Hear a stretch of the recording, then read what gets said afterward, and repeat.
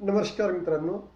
आज आपण व्यावसायिक अर्थशास्त्र बी.कॉम सेकंड सेमिस्टरमध्ये व्यावसायिक अर्थशास्त्र बिझनेस इकॉनॉमिक्समध्ये नफ्याचे सिद्धांत थिअरीज ऑफ प्रॉफिट याविषयी आपण अभ्यास करणार आहोत.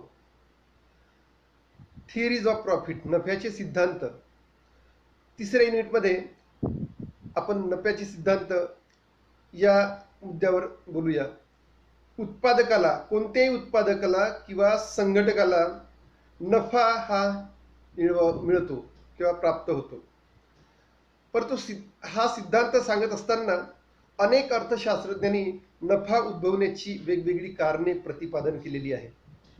त्यांच्यानुसार नफ्याचा गतिमानतेचा सिद्धांत, डायनॅमिक थिअरी ऑफ प्रॉफिट, नफ्याचा जोखीम सिद्धांत, the risk theory of profit, नफ्याचा अनिश्चिततेचा सिद्धांत, अनसर्टन्टी थिअरी ऑफ प्रॉफिट, आणि लाभाचा नवप्रवर्तन सिद्धांत, इनोव्हेशन थिअरी ऑफ प्रॉफिट, अशा पद्धतीचे नफ्याचे सिद्धांत सांगितलेले आहे.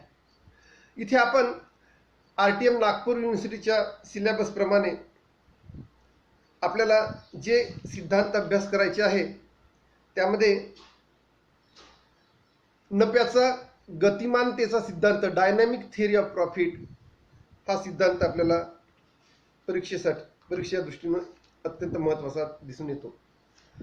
तर अमेरिकेत सुप्रसिद्ध अर्थशास्त्रज्ञ प्रोफेसर J.B. क्लार्क यांनी हा सिद्धांत 1900 मध्ये द डिस्ट्रीब्युशन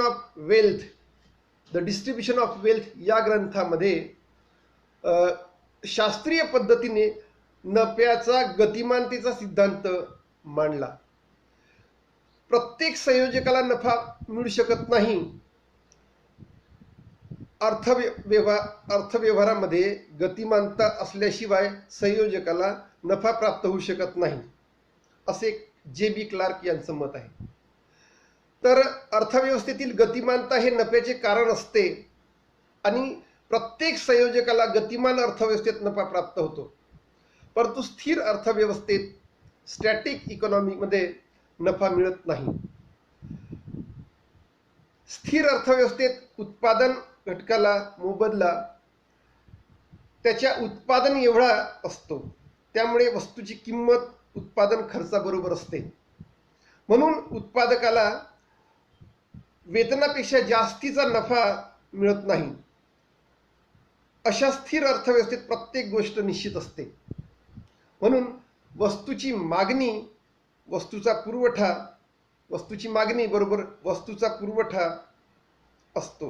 म्हणून उपभोक्त्याच्या आवडीनिवडी त्याच प्रकारचे असतात. उत्पादन बदलत नाही, म्हणून मागणीमध्ये बदल नसतो. परंतु पुरवठा स्थिर असतो. अशा अर्थव्यवस्थेत उत्पादकाला कोणत्याही प्रकारचा धोका नसतो किंवा अनिश्चितता नसते. म्हणून संयोजकाला, मालकाला नफा प्राप्त होत नाही. गतिमान अर्थव्यवस्थेमध्ये सातत्याने बदल होत असतो. लोकसंख्येमध्ये बदल होत असतो. मानवी गरजांची संख्या व त्याचे स्वरूप यामध्ये सुद्धा बदल होतात. उत्पादन तंत्र व पद्धती यांच्याद्वारे उत्पादनाच्या मात्रेमध्ये होणारे बदल, भांडवलाच्या मात्रेत होणारे बदल, उपभोक्त्यांच्या आवडीनिवडीमध्ये होणारे बदल, व्यवसाय संघटनेच्या प्रकारात होणारे बदल इत्यादीमुळे वस्तूच्या किमती आणि नफ्याचे प्रमाण ह्यामध्ये सारख्या प्रमाणात बदल होत असतो. म्हणजे प्रोफेसर क्लार्क असे म्हणतात की वस्तूच्या किमतीचे वस्तूच्या उत्पादन खर्चावर आधिक्य म्हणजे नफा. एखाद्या वस्तूच्या किमतीचे वस्तूच्या उत्पादन खर्चावर आधिक्य म्हणजे नफा. Profit is the excess of the price of goods over their cost. अर्थव्यवस्थेमध्ये गतिमानतेमुळे वस्तूच्या मागणीत वाढ होत असते व उत्पादनाच्या व्ययामध्ये सुद्धा, उत्पादनाच्या खर्चामध्ये सुद्धा घट करण्याचे प्रयत्न होऊन खर्चावर किमतीचे आधिक्य निर्माण होत असते. म्हणजेच संयोजकाला वेळोवेळी नफा प्राप्त होतो. अशा प्रकारचे अर्थव्यवस्थेत गतिमानता हेच नफा उद्भवण्याचे कारण आहे, असे J.B. क्लार्कला वाटते. नफ्याचा गतिमानतेचा सिद्धांत अशा पद्धतीने जे.बी. क्लार्कने आपल्या ग्रंथामध्ये समजून सांगितलेला आहे। तर यामध्ये जे.बी. क्लार्कच्या सिद्धांतावर जे आक्षेप घेण्यात येतात, ज्या टीका करण्यात येतात, त्या खालील प्रकारच्या टीका सांगितलेल्या आहेत। प्रोफेसर क्लार्क यांनी प्रतिपादन केलेल्या नफ्याच्या गतिमान सिद्धांताच्या विरोधात अनेक टीकाकारांनी आक्षेप घेतले आहेत। ते पुढील प्रमाणे। पहिला आक्षेप आहे प्रोफेसर नाईट हे म्हणतात की अपेक्षित बदलामुळे जोखीम उत्पन्न होते। एखाद्या अपेक्षित बदलामुळे जोखीम उत्पन्न होते, परंतु ही जोखीम विमा उतरवता येण्यासारखी असते। ही जोखीम विमा उतरवता येण्यासारखी असते। ह्या जोखमीमध्ये अनिश्चितता नसते। त्या जोखमीमध्ये अनिश्चितता नसते। त्यामुळे अर्थव्यवस्थेत घडून येणारे अपेक्षित बदल हे नफ्याच्या उत्पत्तीला कारणीभूत ठरतात। हा विचार प्रोफेसर नाईट यांना मुळातच मान्य नाही। आणखी ते पुढे म्हणतात की एखाद्या अपेक्षित बदलामुळे संयोजकाला नफा मिळू शकत नाही। आणखी ते पुढे जाऊन म्हणतात की अशा अनपेक्षित बदलामुळेच संयोजकाला नफा मिळू शकतो। अशा अनपेक्षित बदलामुळेच त्या मालकाला, त्या व्यवसायाच्या संयोजकाला नफा मिळू शकतो। दुसरी टीका अशी करण्यात येते की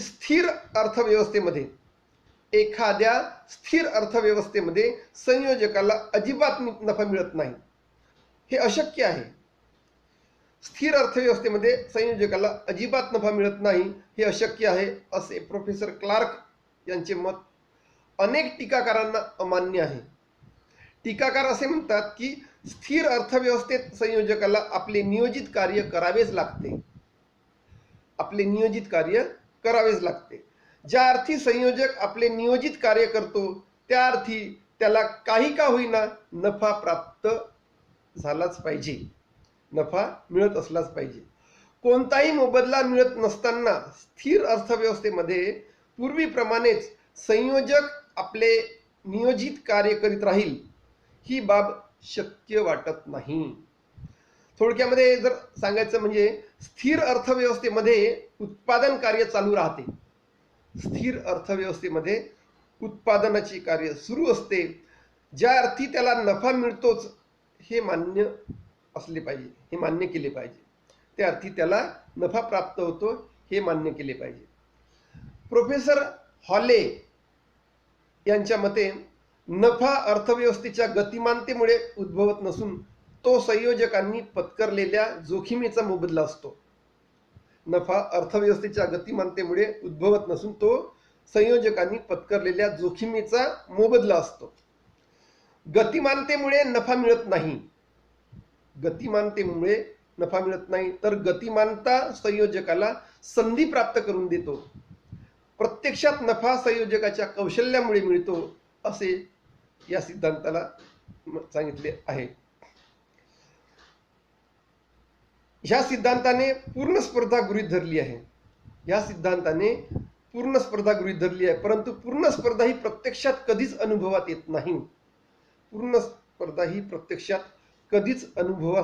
येत नाही असे या सिद्धांतात टीका केली आहे।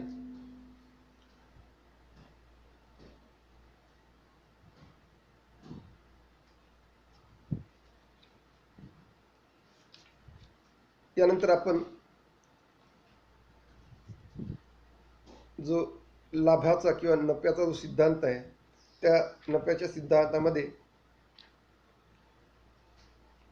नफ्याचा अनिश्चिततेचा सिद्धांत, uncertainty bearing theory of profit, लाभाचा अनिश्चिततेचा सिद्धांत, या सिद्धांताला आपण बघूया। The uncertainty bearing theory of profit. अनिश्चितता पत्करण्याचा मोबदला म्हणजे नफा। एखाद्या व्यवसायामध्ये अनिश्चितता पत्करण्याचा मोबदला म्हणजे नफा असे प्रोफेसर नाईट यांना वाटते। आणि प्रोफेसर नाईट यांनी 1921 मध्ये आपल्या रिस्क अनसर्टनिटी अँड प्रॉफिट या ग्रंथामध्ये आपले विचार नमूद केलेले आहेत. प्रोफेसर हॉर्ले यांच्या नफ्याच्या जोखीम सिद्धांतातील मध्यवर्ती कल्पना उचलून प्रोफेसर नाईट यांनी हा सिद्धांत मांडलेला आहे. प्रोफेसर नाईट यांच्या मते उत्पादनातील सर्व प्रकारच्या जोखमींना संघटकच सांभाळत नाही, तर तो फक्त अनिश्चित जोखीम सांभाळतो. संघटक हा अनिश्चित जोखीम सांभाळतो. या अनिश्चित जोखीम स्वीकारण्याबद्दल संघटकाला लाभ प्राप्त होतो. प्रोफेसर नाईट यांच्या मते कोणत्याही उद्योगातील जोखीम ह्या दोन प्रकारच्या असतात. एक आगोपनीय किंवा विमायोग्य जोखीम, आगोपनीय किंवा विमायोग्य जोखीम इन्शुरेबल रिस्क, व गैर आगोपनीय किंवा विमायोग्य नसणाऱ्या जोखीमी नॉन इन्शुरेबल रिस्क, गैर आगोपनीय किंवा विमायोग्य नसणाऱ्या जोखीम. याला आपण आगोपनीय किंवा विमायोग्य जोखीम ही अशी जोखीम आहे की ज्याचा अंदाज आधी घेता येतो, ज्याचा व्यवसायामध्ये अंदाज आधी घेता येतो व त्या जोखमीचा आधीच अंदाज करता येतो. त्या जोखमीचा विमा उतरवता येतो. अशा जोखमीपासून किंवा धोक्यापासून स्वतःचे व उद्योगाचे संरक्षण संघटकाला करता येते. विमायोग्य जोखीम ही खालीलप्रमाणे आहे. पहिला आहे त्यामध्ये नैसर्गिक आपत्तीमुळे येणारी जोखीम. नैसर्गिक आपत्तीमुळे व्यवसायामध्ये येणारी जोखीम. भूकंप, महापूर, वादळ, आग, अपघात अशा आपत्तीमुळे उद्योगधंद्यामध्ये जोखीमी निर्माण होतात व त्यापासून नुकसान होऊ शकते. परंतु अशा जोखमीचा विमा उतरवून संघटक उद्योगधंद्याला संरक्षण प्राप्त करून देऊ शकतात. ह्या जोखीमी विमा कंपन्यावर ढकलता येतात. मानवनिर्मित जोखीम यामध्ये चोरी, डाका, लूटमार, अफरातफर व जाळपोळ यासारख्या विघातक व विध्वंसक कारवायामुळे उद्योगधंद्याला नुकसान सहन करावे लागते. परंतु या बाबतीत सुद्धा विमा उतरवून संघटक हानीपासून बचाव करू शकतो. अशा प्रकारे विमायोग्य जोखमीमुळे कोणत्याही प्रकारची अनिश्चितता निर्माण होत नाही. म्हणून विमायोग्य जोखमीमुळे लाभ निर्माण होत नाही असे प्रोफेसर नाईट यांना वाटतंय. विमायोग्य नसणाऱ्या जोखीम धंद्याच्या परिस्थितीमध्ये असे काही फेरबदल अनपेक्षितपणे होत असतात की त्याचा अंदाज बांधताच येत नाही, त्याचा अंदाज लावता येत नाही. अशा फेरबदलामुळे व्यवसायाच्या संघटकाला, व्यवसायाच्या मालकाला जोखीम स्वीकारावी लागते. परंतु ह्या जोखमीचा विमा उतरवता येत नाही. म्हणून यांना विमायोग्य नसणाऱ्या जोखीमी म्हटले आहे. म्हणून यांना विमायोग्य नसणाऱ्या जोखीमी असे म्हटले आहे. त्यामध्ये स्पर्धेमुळे निर्माण होणारी जोखीम. एखाद्या व्यवसायामध्ये स्पर्धा, बाजारपेठेमध्ये नवीन पेढ्या येऊन त्यांनी स्वस्त वस्तू विकाव्यास सुरुवात केली असेल तर काही विद्यमान पेढ्यांना नुकसान सहन करावे लागते. ह्या जोखमीचा विमा काढता येणे शक्य नसल्यामुळे ही जोखीम संयोजकालाच स्वीकारावी लागते. त्या व्यवसायाच्या मालकांना, कंपनीच्या मालकांनाच स्वीकारावी लागते. तांत्रिक प्रगतीमुळे निर्माण होणारी जोखीम. या तांत्रिक प्रगतीद्वारे काही पिढ्यांनी चांगले व स्वस्त उत्पादन आणले तर इतर पिढ्यावर त्याचा अनिष्ट परिणाम होतो. अशा प्रकारची जोखीम सुद्धा संघटकालाच स्वीकारावी लागते. त्यानंतर सरकारी हस्तक्षेपामुळे निर्माण होणारी जोखीम. सरकारने हस्तक्षेप करून वस्तूचे भाव बांधून दिल्यास पेढ्यांना, अनेक व्यावसायिक संघटनांना नफ्यावर विपरीत परिणाम होतो. म्हणजे पेढ्यांच्या नफ्यांवर विपरीत परिणाम होतो असे दिसून येते. मंदीमुळे निर्माण होणारी जोखीम. मंदीची लाट आली असेल, एखाद्या वेळेस अर्थव्यवस्थेमध्ये मंदीची लाट आली असेल तर लोकांची क्रयशक्ती कमी होऊन उपभोग कमी होतो व त्यामुळे वस्तूकरिता असणारी मागणी घटून पेढ्यांच्या नफा, व्यावसायिकांचा नफा, पेढ्यांचा नफा हा कमी प्रमाणात होतो किंवा कमी होतो. या सर्व विमायोग्य नसणाऱ्या जोखमीमुळे उद्योगधंद्यामध्ये अनिश्चितता निर्माण होते व त्यामुळे लाभ निर्माण होतो. ही अनिश्चितता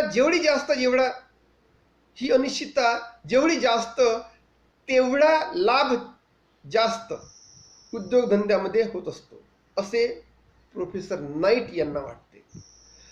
अशा प्रकारे नफा हा जोखमीचा मोबदला नसून उद्योगात येणाऱ्या अनिश्चिततेचा मोबदला आहे, असं नाईट यांना वाटते. या सिद्धांतावर, प्रोफेसर नाईट यांच्या सिद्धांतावर आक्षेप किंवा टीका घेण्यात आलेली आहे. तर लाभाच्या अनिश्चिततेच्या सिद्धांताला जे आक्षेप घेण्यात येते ते आक्षेप याप्रमाणे आहे. लाभाच्या अनिश्चितता सिद्धांताला आक्षेप खालीलप्रमाणे आहे. पहिला आक्षेप आहे, अनिश्चितता मोबदला म्हणजे नफा हे म्हणणे बरोबर नाही. अनिश्चितता मोबदला म्हणजे नफा हे म्हणणे बरोबर नाही. संघटक निव्वळ अनिश्चितता स्वीकारण्याचे काम करते असे नाही. कोणताही संघटक, कोणत्याही व्यवसायाचा मालक हा निव्वळ अनिश्चितता स्वीकारण्याचे काम करते असे नाही. उत्पादनाचे धोरण आखणे, उद्योगधंद्याची उभारणी करणे, विक्री करणे, अनेक कामे त्याला करावी लागतात. त्यामुळे या सर्व कार्याचा मोबदला नफ्यात असतो. तसेच अनिश्चितता पत्करून लाभ होईलच असे नाही. दुसरी टीका करण्यात येते, अनिश्चितता उत्पादनाचा स्वतंत्र घटक नाही. अनिश्चितता उत्पादनाचा स्वतंत्र घटक नाही. नफा अनिश्चिततेचा मोबदला मानला तर अनिश्चितता हा श्रम, भांडवल ह्याप्रमाणे उत्पादनाचा एक स्वतंत्र घटक मानावा लागेल. परंतु अनिश्चितता हा उत्पादनाचा स्वतंत्र घटक होऊ शकत नाही. अनिश्चितता हा उत्पादनाचा स्वतंत्र घटक होऊ शकत नाही. तिसरी टीका केली जाते, अनिश्चिततेमुळे संघटकाचा पुरवठा मर्यादित असतो हे म्हणणे बरोबर नाही. अनिश्चिततेमुळे व्यावसायिक संघटकाचा पुरवठा मर्यादित असतो हे म्हणणे बरोबर नाही. व्यवसायामध्ये संधीबद्दल अज्ञान, भांडवलाची कमतरता व धंदेविषयक ज्ञानाचा अभाव इत्यादी कारणामुळे सुद्धा संघटकाचा पुरवठा मर्यादित राहू शकतो. चौथी टीका या सिद्धांतामध्ये ही केली जाते की अनिश्चितता केवळ संघटक स्वीकारतो हे म्हणणे सुद्धा बरोबर नाही. अनिश्चितता केवळ संघटकच स्वीकारतो हे म्हणणे बरोबर नाही. धंद्याला भांडवल पुरवणारे, व्यवसायाला भांडवल पुरवणारे भांडवलदार किंवा अंशधारी हे सुद्धा एक प्रकारची अनिश्चितता स्वीकारत असतात. पाचवी टीका या सिद्धांताची ही आहे की अपूर्ण स्पर्धेतील नफ्याचे स्पष्टीकरण नाही. जेव्हा अपूर्ण स्पर्धा असते त्या अपूर्ण स्पर्धेतील नफ्याचे स्पष्टीकरण दिलेले नाही. अपूर्ण स्पर्धेत नफा हा उर्वरित स्वरूपाचा असतो. कोणत्याही अपूर्ण स्पर्धेत नफा हा उर्वरित स्वरूपाचा असतो. त्यामुळे अनिश्चिततेशी निश्चित असा त्याचा संबंध दिसत नाही. ह्या सिद्धांताने लाभ का निर्माण होतो हे सांगितले आहे, परंतु लाभाच्या दराविषयी काहीही सांगितले नाही. लाभाच्या दराविषयी काही सांगितलेले नाही.